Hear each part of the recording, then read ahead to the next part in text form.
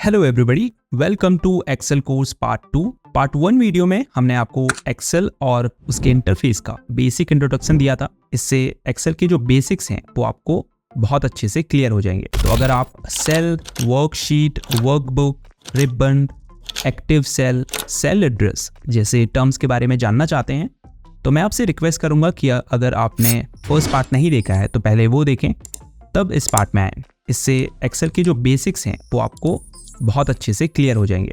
Part 2 में हम आपको वर्कशीट में डेटा या इंफॉर्मेशन को एंटर और एडिट करने से संबंधित पूरी जानकारी देने वाले हैं। तो भले ही आप किसी भी पर्पस के लिए एक्सेल का यूज करें, आपको सबसे पहले एक्सेल में डेटा एंटर करना और उस डेटा को फॉर्मेट करना या उसे सही तरह से ऑर्गेनाइज करना सीखना होता है। इस पार्ट 2 वीडियो में हमने वो सभी चीजें कवर की हैं जो आपको वर्कशीट में डेटा एंटर और एडिट करने के दौरान करनी पड़ती है। इन शॉर्ट, अगर आप इस वीडियो को एंड तक देख लेंगे तो फिर आपको वर्कशीट में काम करने में कोई दिक्कत नहीं होने वाली है। तो आपके टाइम की रिस्पेक्ट करते हुए एक्सेल कोर्स पार्ट 2 को स्टार्ट करते हैं। पर इससे पहले वीडियो में आगे बढ़े, अगर आप एक्सेल में मास्टर बनना चाहते हैं तो इजी टेक क्लास को सब्सक्राइब जरूर कीजिए। और हाँ, इससे पहले कि आप भूल जाएं, वीडियो को अभी लाइक कर दीजिए। इस वीडियो में बेसिकली मैं आपको एक सेल्स इनवॉइस के थ्रू वर्कशीट में डेटा एंटर, फॉर्मेट और ऑर्गेनाइज करना सिखाऊंगा। सेल्स इनवॉइस कह लीजिए या रेगुलर इनवॉइस कह लीजिए या बिल कह लीजिए, जो सेलर द्वारा यानी जो माल बेच रहा है उसके द्वारा बायर यानी खरीदार को दिया जाता है। तो वर्कशीट में ऊपर की कुछ सेल्स को मैं छोड़ देता हूँ क्योंकि इसमें हम बाद में सेलर का नेम, एड्रेस, फ़ोन नंबर और बायर का नेम, एड्रेस जैसी डिटेल्स इसमें ऐड करेंगे। अगर आपको अभी नहीं समझ में आ रहा है कि ये सब क्या है तो वीडियो को बिल्कुल ध्यान से देखिए। वीडियो जैसे आगे बढ़ेगी ये सभी चीज़ें बिल्कुल क्लियर हो जाएंगी। ऐसा नहीं है कि इससे मैं आपको बिल बनाना सिखा रहा हूँ। ओवरऑल आइडिया ये है कि आप वर्कशीट में डेटा के साथ काम कर पाएँ। तो सबसे पहले हम इनवॉइस की हेडिंग क्रिएट करेंगे।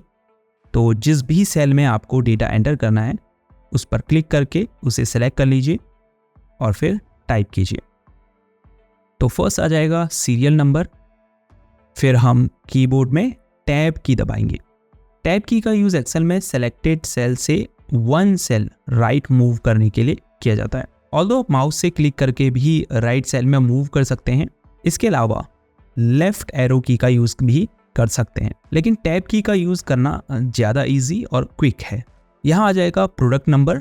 अब क्योंकि इस वर्ड में लेटर ज़्यादा हैं तो कुछ लेटर इस सेल से दूसरी सेल में चले गए हैं।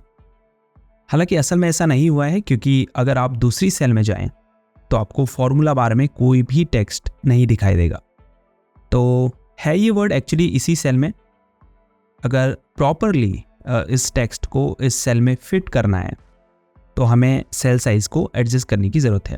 उसका तरीका फर्स्ट पार्ट में भी हम आपको बता चुके हैं।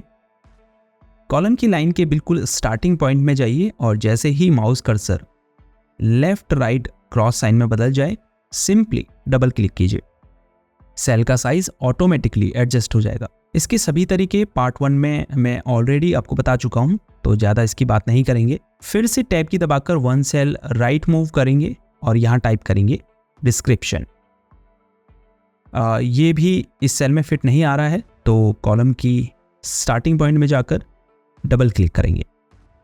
हालांकि बार बार डबल क्लिक करके सेल विड्थ को एडजस्ट करने के बजाय आप क्या कीजिए, पहले डेटा टाइप कर लीजिए, फिर पूरी सेल को सेलेक्ट कीजिए और होम टैब में सेल्स ग्रुप के अंदर फॉर्मेट कमांड पर क्लिक कीजिए और फिर auto fit column width option पर क्लिक कीजिए। जितने भी कॉलम्स को एडजस्ट करने की ज़रूरत होगी वो ऑटोमेटिकली एडजस्ट हो जाएंगे। तो मैं इसे Ctrl+Z दबाकर अंडू कर देता हूँ। अंडू और रीडू बहुत इंपॉर्टेंट फीचर हैं। इन्हें तो आपको बिल्कुल सही याद कर लेना चाहिए। तो बेसिकली अगर आपने वर्कशीट में कुछ टाइप कर दिया, जैसे अभी मैंने किया था, या कुछ डिलीट कर दिया या कुछ भी एक्शन आपने किया, तो उसे आप Ctrl+Z दबाकर जो अंडू फीचर की शॉर्टकट की है उस एक्शन को रिवर्स कर सकते हैं। और रीडू आपके अंडू किए गए एक्शन को वापस ला सकता है। जैसे मैंने जो भी टाइप किया था उसे मैं अंडू कर चुका हूँ। अब मैं Ctrl+Y दबाऊं तो वो अंडू किया गया एक्शन फिर से वापस आ जाएगा। तो अंडू और रीडू कमांड बहुत इंपॉर्टेंट है, इसे आपको याद ही कर लेना चाहिए। फिर से Ctrl+Z दबाकर मैं इसे अंडू कर लेता हूँ। अब आ जाएगा क्वांटिटी, फिर टैब की दबाकर 1 सेल राइट मूव करेंगे, यहाँ टाइप करेंगे यूनिट प्राइस, फिर टाइप करेंगे डिस्काउंट और लास्ट में टाइप करेंगे प्राइस। अब अगर आप कुछ गलत टाइप कर दे या कुछ आपको चेंज करना है, इस केस में हम क्वांटिटी को शॉर्ट फॉर्म में लिखना चाहते हैं, तो शिफ्ट प्लस टैब की दबाकर हम 1 सेल लेफ्ट मूव करेंगे। तो ये शॉर्टकट की भी बिल्कुल आपको याद कर लें। टैब की दबाकर 1 सेल राइट और शिफ्ट प्लस टैब की दबाकर 1 सेल लेफ्ट, और 1 सेल अप और 1 सेल डाउन के लिए क्या शॉर्टकट की है, एंटर और शिफ्ट प्लस एंटर। तो हम आ जाएंगे क्वांटिटी में।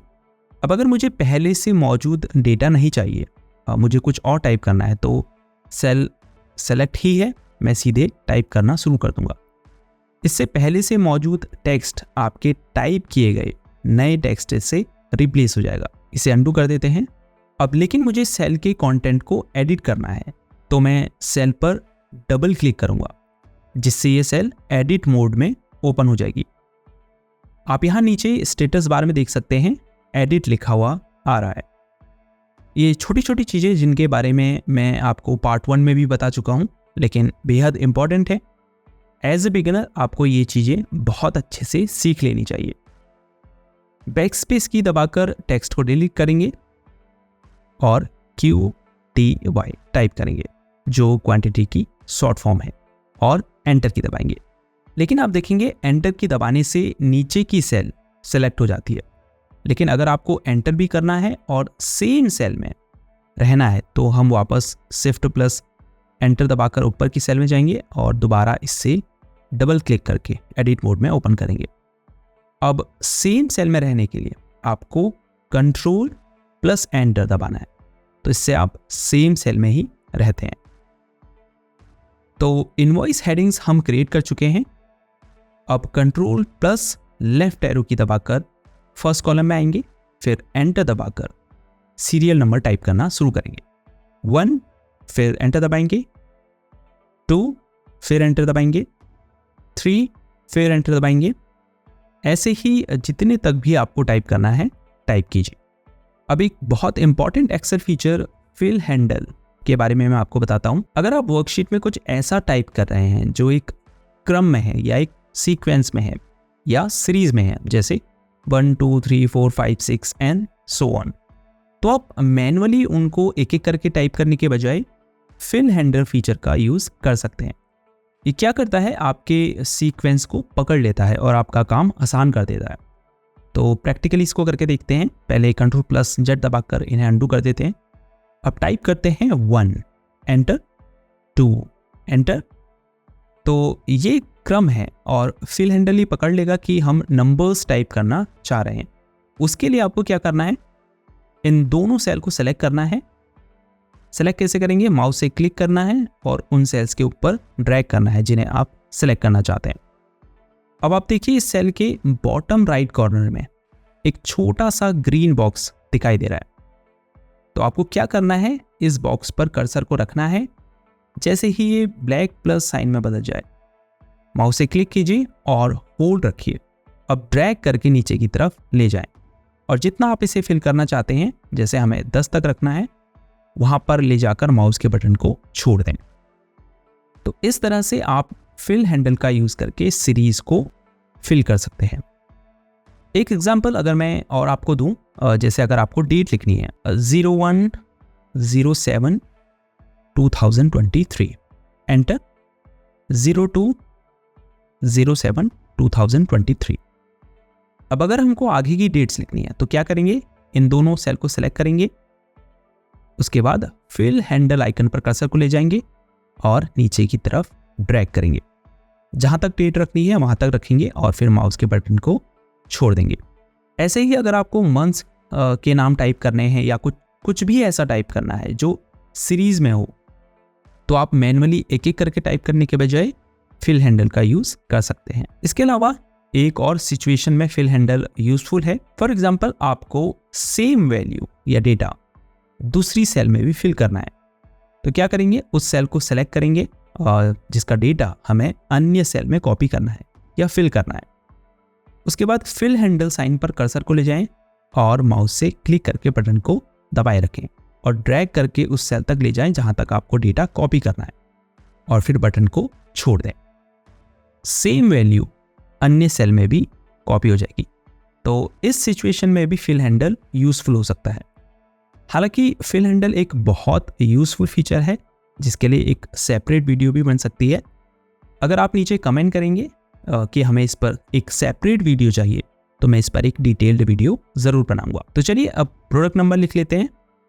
अब क्योंकि ये एक सीरीज में है, इसके लिए भी मैं फिल हैंडल का यूज़ करूंगा। चलिए अब डिस्क्रिप्शन लिख लेते हैं।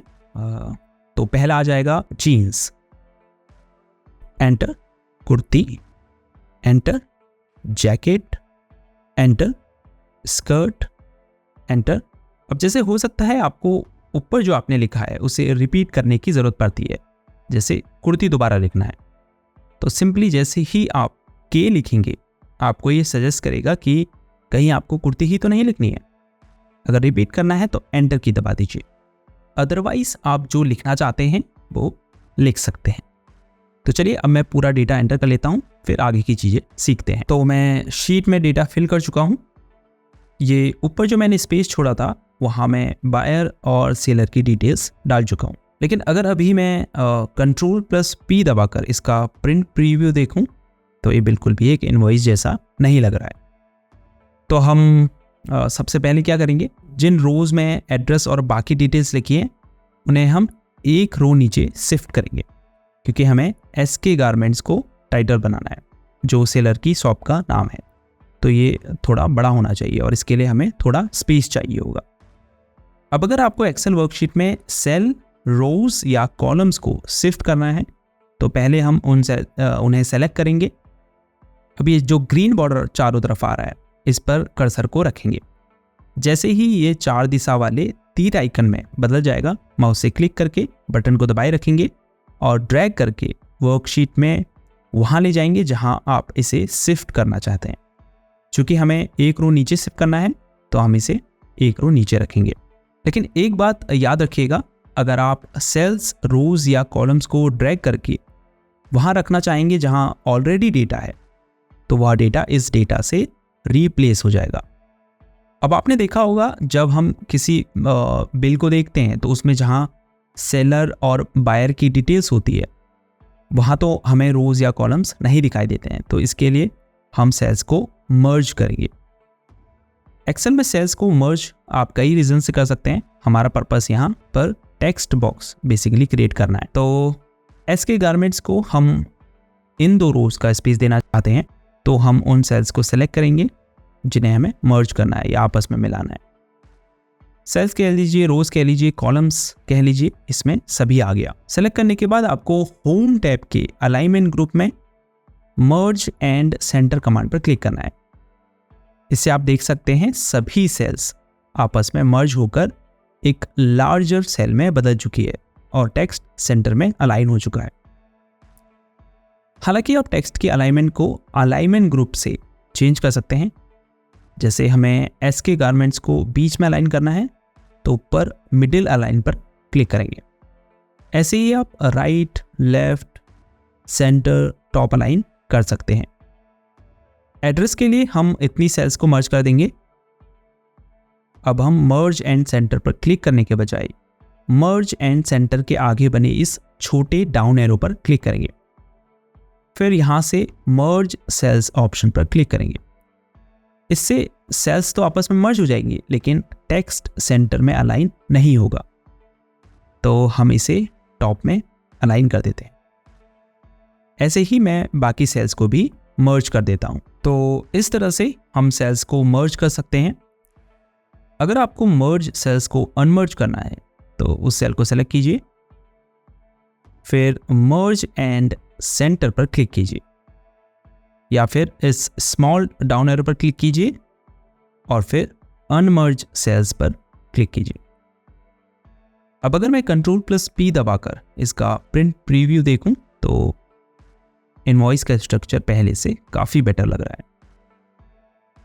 लेकिन इसे और बेटर बनाने के लिए हम इसमें बॉर्डर्स ऐड करेंगे। तो उसके लिए सबसे पहले हमें वर्कशीट में से ग्रिड लाइंस हाइड करनी होगी। तो ऊपर पेज लेआउट टैब में क्लिक कीजिए और फिर शीट ऑप्शंस ग्रुप के अंदर ग्रिड लाइंस सेक्शन में व्यू चेकबॉक्स को अनचेक कर दें। इससे वर्कशीट में ग्रिड लाइंस हाइड हो जाएंगी। ग्रिड लाइन से मतलब रोज और कॉलम्स की लाइन से ही है। अब ऊपर से बॉर्डर ऐड करना शुरू करते हैं। तो सिलेक्ट कीजिए और होम टैब में फॉन्ट ग्रुप के अंदर बॉर्डर कमांड के आगे स्मॉल डाउन एरो पर क्लिक करें। अब चूंकि हमें सेल के चारों तरफ बॉर्डर ऐड करना है तो हम यहाँ आउटसाइड बॉर्डर या थिक आउटसाइड बॉर्डर पर क्लिक करेंगे। आप सेल के लेफ्ट, राइट, टॉप, बॉटम में भी यहाँ से बॉर्डर ऐड कर सकते हैं। अब एड्रेस और फ़ोन नंबर को हमने एक ही बॉक्स के अंदर रखना है, तो इस पूरे एरिया को सेलेक्ट करेंगे और फिर बॉर्डर में जाएंगे और आउटसाइड बॉर्डर ऑप्शन को सेलेक्ट करेंगे। अब नीचे का एरिया सेलेक्ट करेंगे, फिर से बॉर्डर्स को सेलेक्ट करेंगे। अब इस बार हम ऑल बॉर्डर्स पर क्लिक करेंगे क्योंकि हमें हर सेल, रो और कॉलम को सेपरेट करना है। तो इस तरह से आप वर्कशीट में बॉर्डर्स ऐड कर सकते हैं। Ctrl+P दबाकर अगर मैं फिर से प्रिंट प्रीव्यू देखूं तो अब देखिए इनवॉइस का स्ट्रक्चर काफ़ी बेहतर लग रहा है। बॉर्डर्स अगर आपको रिमूव करने हैं तो आप यहाँ से नो बॉर्डर सेलेक्ट कर सकते हैं। एक्सेल में काम करने के लिए एक और इम्पॉर्टेंट स्किल आपको आनी चाहिए और वो है शीट में रोज और कॉलम्स इंसर्ट और डिलीट करना। सपोज कि आपको यहाँ बीच में एक और प्रोडक्ट की डिटेल ऐड करनी पड़ रही है। फॉर एग्जांपल आपको 3rd नंबर के प्रोडक्ट के नीचे एक न्यू प्रोडक्ट की डिटेल्स ऐड करनी है। तो सिंपली आपको 4th नंबर की रो को सेलेक्ट करना है। कैसे करेंगे? माउस कर्सर को उस रो के नंबर पर ले जाएं। हमारे केस में रो नंबर 11 है। अब जैसे ही कर्सर राइट एरो में बदल जाए, सिंपली माउस से क्लिक कीजिए। आप देख सकते हैं ये पूरी रो सेलेक्ट हो चुकी है। अब राइट क्लिक कीजिए और इंसर्ट ऑप्शन पर क्लिक कीजिए। हालांकि आप रो सेलेक्ट करने के बाद सेल्स ग्रुप में इंसर्ट कमांड पर क्लिक करके फिर इंसर्ट शीट रोज पर क्लिक कर सकते हैं। यह भी रो इंसर्ट करने का काम करता है। अगर मल्टीपल रोज इंसर्ट करनी हो तो कैसे करेंगे? फॉर एग्जांपल मुझे 11th रो के नीचे 3 और रो इंसर्ट कर रही हैं, तो मैं 11th रो से नीचे की 3 रो को सिलेक्ट कर लूँगा।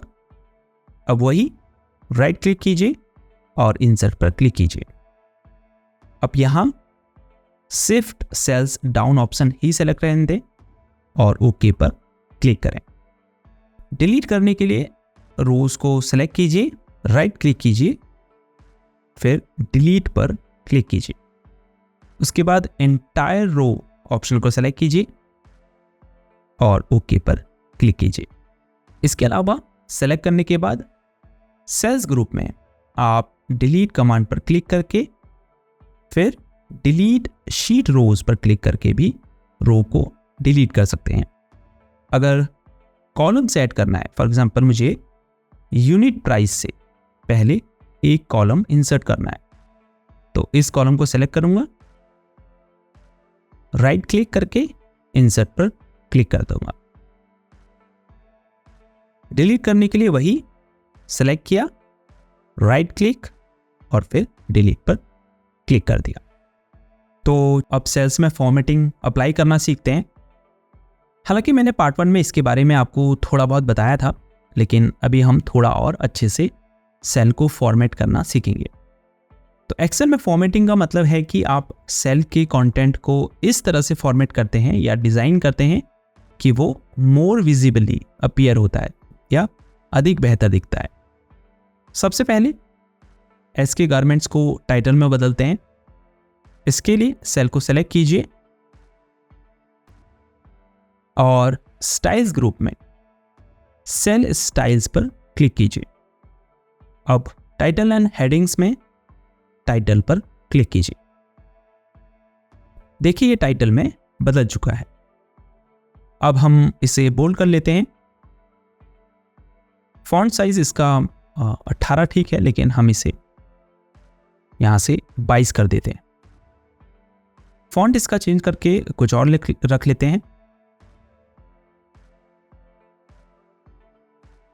बैकग्राउंड कलर इसका लाइट ब्लू कर देते हैं। आप चाहें तो टेक्स्ट कलर भी चेंज कर सकते हैं, हमारे केस में ये ब्लू ही ठीक है। आप चाहें तो यहां से इसकी अलाइनमेंट भी चेंज कर सकते हैं। तो कहने का मतलब है आप अपने हिसाब से सेल में फॉर्मेटिंग अप्लाई कर सकते हैं। फॉर्मेटिंग टूल्स आपको होम टैब में फॉन्ट ग्रुप और अलाइनमेंट ग्रुप में देखने को मिलेंगे। तो चलिए अब मैं नीचे भी फॉर्मेटिंग अप्लाई कर देता हूं। जब आप फॉर्मेटिंग कर रहे हों और एक सेल की फॉर्मेटिंग को आपको दूसरी सेल में अप्लाई करना पड़े, या आप सेम फॉर्मेटिंग दूसरी सेल में भी अप्लाई करना चाहते हैं, तो ऐसे में हर सेल की एक एक करके फॉर्मेटिंग करने के बजाय आप फॉर्मेट पेंटर फीचर का यूज कर सकते हैं। फॉर एग्जाम्पल मुझे इस फॉर्मेटिंग को इस सेल में भी अप्लाई करना है, तो मैं पहले इसको सेलेक्ट करूंगा, फिर क्लिपबोर्ड ग्रुप में फॉर्मेट पेंटर कमांड पर क्लिक करूंगा। अब उस सेल, रो या कॉलम को सेलेक्ट करूंगा जिसमें मुझे ये फॉर्मेटिंग अप्लाई करनी है। देखिए सेम फॉर्मेटिंग इस सेल में भी अप्लाई हो चुकी है। तो ये एक बहुत यूजफुल फीचर है जिसका यूज करके आप अपने काम को फास्ट कर सकते हैं। हालांकि अगर आपको फॉर्मेटिंग डिलीट करनी है तो उस सेल, रो या कॉलम को सिलेक्ट कीजिए और होम टैब के अंदर ही एडिटिंग ग्रुप में क्लियर कमांड पर क्लिक कीजिए और फिर क्लियर फॉर्मेट्स ऑप्शन पर क्लिक कीजिए। तो चलिए अब नंबर फॉर्मेट के बारे में सीखते हैं। नंबर फॉर्मेट्स का यूज बेसिकली आप वर्कशीट में न्यूमेरिक वैल्यूज यानी नंबर्स को एक एप्रोप्रिएट फॉर्मेट या एक उचित फॉर्मेट में डिस्प्ले करने के लिए कर सकते हैं। अब उचित फॉर्मेट या एप्रोप्रिएट फॉर्मेट से क्या मतलब है? फॉर एग्जाम्पल ये यूनिट प्राइस कॉलम में जो डेटा है ये एक्चुअली करेंसी है, यानी 800 रुपये हैं या 500 रुपये हैं। तो इस सेल के लिए उचित फॉर्मेट क्या होगा? करेंसी। तो अगर आपको ये बताना है कि इन सेल्स में किस टाइप की वैल्यू स्टोर है, तो आप उस सेल या सेल की रेंज के लिए एक एप्रोप्रिएट यानी उचित नंबर फॉर्मेट चूज कर सकते हैं। अब जैसे मुझे यूनिट प्राइस के लिए नंबर फॉर्मेट अप्लाई करना है, तो मैं इन्हें सेलेक्ट करूंगा। अब होम टैब में ही ऊपर नंबर ग्रुप में जनरल के आगे इस स्मॉल डाउन एरो पर क्लिक करें। अब इन सेल्स में जो वैल्यू है या डेटा है ये क्या है? करेंसी है। तो हम यहां से करेंसी सेलेक्ट करेंगे। तो आप देखिए इन वैल्यूज के आगे रूपी का सिंबल आ चुका है। अब इससे लोग और बेहतर तरीके से समझ सकते हैं कि ये 800 रुपये हैं या 500 रुपये हैं। तो इसे कहते हैं नंबर फॉर्मेट। अब अगर मैं इन्हें दोबारा सेलेक्ट करूं तो आप ऊपर देखिए नंबर फॉर्मेट में करेंसी आ रहा है। अब अगर मैं क्वांटिटी को सेलेक्ट करूं तो आप देखिए नंबर फॉर्मेट में जनरल है। बाय डिफॉल्ट वर्कशीट में प्रत्येक सेल का फॉर्मेट जनरली होता है, तो हम इसको नंबर कर देंगे। अब अगर हम डिस्काउंट के कॉलम को सेलेक्ट करें तो देखिए चूंकि हमने पहले से ही इसमें परसेंटेज का सिंबल ऐड किया हुआ है, तो वर्कशीट ने डिटेक्ट कर लिया है कि ये वैल्यू परसेंटेज में है। अदरवाइज आप यहां से परसेंटेज फॉर्मेट को सेलेक्ट भी कर सकते हैं। ऐसे ही आप सेल में मौजूद वैल्यू या डेटा के हिसाब से एक उचित नंबर फॉर्मेट यहां से चूज कर सकते हैं। तो एक उचित नंबर फॉर्मेट अप्लाई करने से न सिर्फ वर्कशीट में डेटा को पहचानना आसान होता है, बल्कि इससे वर्कशीट को भी पता रहता है कि किसी पर्टिकुलर सेल में किस प्रकार की वैल्यू स्टोर है, जो आपको कैलकुलेशन में मदद करती है। इतना कुछ मैं आपको बता ही चुका हूं, लेकिन एक मेन चीज छूट गई, कट कॉपी पेस्ट करना। तो जिस भी सेल के डेटा को आपने कॉपी करना है उसे सेलेक्ट कीजिए, या अगर आपको सेल की एक रेंज को सेलेक्ट करना है तो उसे भी कर सकते हैं, बट फिलहाल हम एक ही सेल को करते हैं। अब कॉपी करने के लिए Ctrl+C दबाइए, और अगर आपको यहाँ से इस डेटा को हटाकर दूसरी सेल में पेस्ट करना है तो कट कीजिए, उसके लिए Ctrl+X की दबाइए।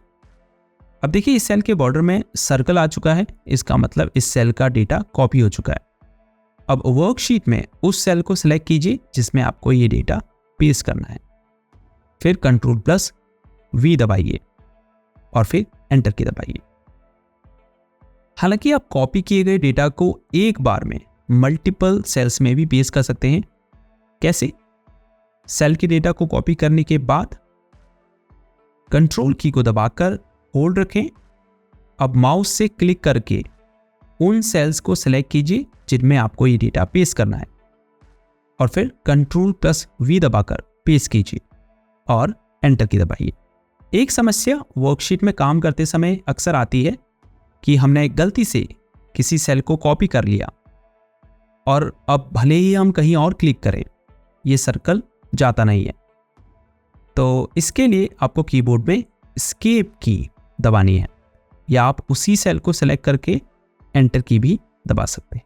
अब अगर आपको किसी पर्टिकुलर रो या कॉलम को कॉपी या कट करना है तो आप किसी रो या कॉलम को कैसे सिलेक्ट करेंगे? मान लीजिए हमें 7 नंबर की रो को सिलेक्ट करना है। एक तो रो नंबर पर क्लिक करके इसे सिलेक्ट कर सकते हैं, लेकिन अगर आपको रो को उसी सेल तक सेलेक्ट करना है जिस सेल तक डेटा है, तो रो में उस सेल को सेलेक्ट कीजिए जिससे आगे को आपने सेलेक्ट करना है, और कीबोर्ड में Ctrl+Shift+लेफ्ट एरो की दबाइए। रो में जिस सेल तक डेटा है वो सभी सेल सेलेक्ट हो जाएंगे। अगर आपको कॉलम को सेलेक्ट करना है तो Ctrl+Shift+डाउन एरो की दबाइए। अब अगर आप Ctrl+Shift+राइट एरो की दबाते हैं तो इससे वो सभी सेल्स सेलेक्ट हो जाएंगी जिसमें डेटा है। अब आप इस पूरे डेटा को कॉपी या कट कर सकते हैं। कुछ शॉर्टकट कीज हैं जो वर्कशीट में नेविगेट करने से रिलेटेड हैं और काफ़ी यूजफुल भी हैं। अब जैसे मुझे रो की लास्ट सेल में मूव करना है, सिंपली कीबोर्ड में Ctrl+लेफ्ट एरो की दबाइए। अगर आप Ctrl+राइट एरो की दबाएंगे तो आप रो की फर्स्ट सेल में आ जाएंगे। कॉलम की लास्ट सेल में नेविगेट करने के लिए Ctrl+डाउन एरो की दबाएं, और अगर Ctrl+अप एरो की दबाएंगे तो आप कॉलम की फर्स्ट सेल में आ जाएंगे। अगर आपको वर्कशीट में एंड में आना है, यानी इस लास्ट सेल में आना है, तो कीबोर्ड में Ctrl+एंड की दबाएं, और अगर वर्कशीट की फर्स्ट सेल में जाना है तो Ctrl+होम की दबाएं। तो चलिए अब डेटा को टेबल में कन्वर्ट करना सीखते हैं। एक्सेल में आपको होम टैब के अंदर स्टाइल्स ग्रुप में फॉर्मेट एज टेबल कमांड दी गई होती है, जिसका यूज़ आप वर्कशीट में मौजूद डेटा को टेबल के रूप में फॉर्मेट करने के लिए कर सकते हैं।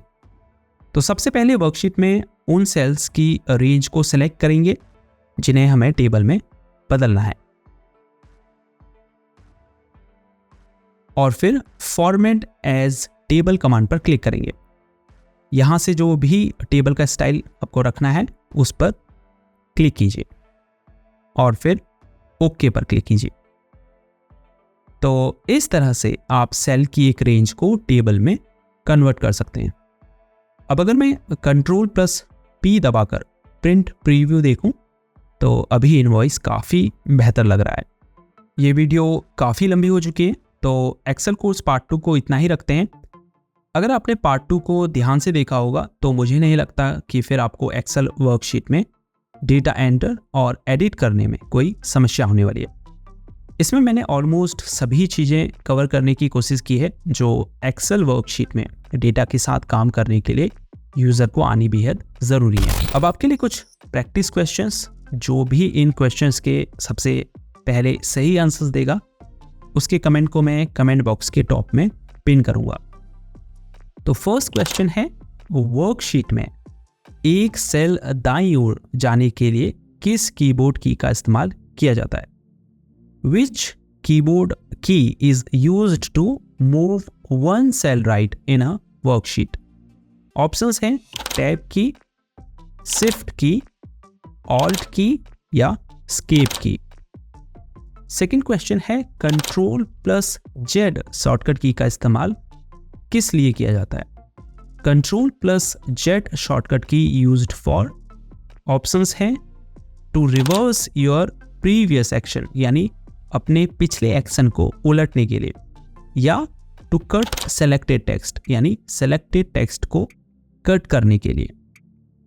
नेक्स्ट क्वेश्चन है, निम्नलिखित में से होम टैब के किस समूह में रो और कॉलम इंसर्ट और डिलीट करने की कमांड है? Which of the following group on the home tab contains the options for inserting और डिलीटिंग रो और column? Editing group, styles group, cells group या अलाइनमेंट ग्रुप? नेक्स्ट क्वेश्चन है, निम्नलिखित में से एक्सेल के किस फीचर का उपयोग संख्याओं, तिथियों, महीनों या यहां तक कि टेक्स्ट को अन्य सेल तक विस्तारित या भरने के लिए किया जाता है?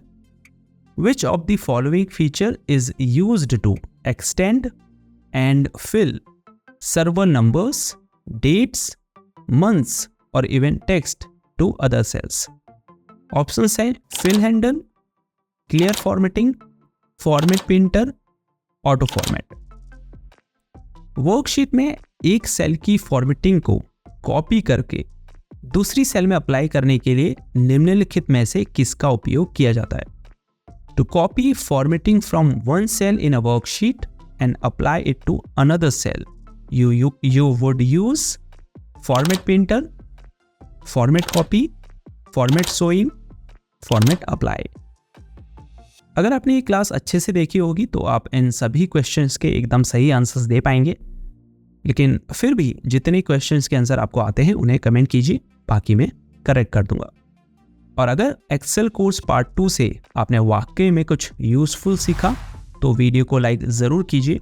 इससे मुझे पता चलता है कि हाँ, जो मैं आपको सिखा रहा हूँ उससे आपको वाकई में कुछ सीखने को मिल रहा है। अगर बिना चैनल को सब्सक्राइब किए वीडियो देख रहे हैं तो प्लीज़ इजी टेक क्लास को सब्सक्राइब ज़रूर कीजिए, क्योंकि इस चैनल पर आपको कंप्यूटर से रिलेटेड तमाम कोर्सेज मिलेंगे।